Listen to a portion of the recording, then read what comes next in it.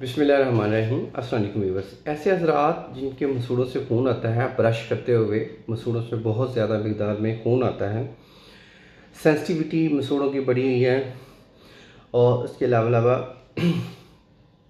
Pen होता है, दांतों में बहुत ज़्यादा पेन होता है, कोई भी टैबलेट लेने की ज़रूरत नहीं है, कुछ भी करने की ज़रूरत नहीं है। जस्ट आपने बनाना लेना है, फ्रेश बनाना लें। ठीक, फ्रेश बनाना का ऊपर से छिलका उतार के थोड़ा सा बनाना ब्रश के ऊपर लगा के अप्लाई करें अपने मसूड़ों के ऊपर। सिर्फ चंद दिन में ही बहुत हद तक फ़ायदा होगा।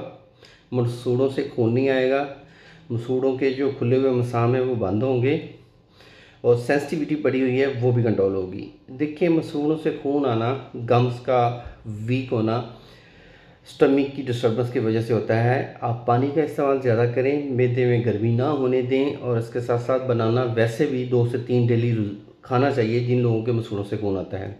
अल्लाह आपका हामी नासिर हो। शुक्रिया, जज़ाकल्लाह। अल्लाह हाफ़िज़।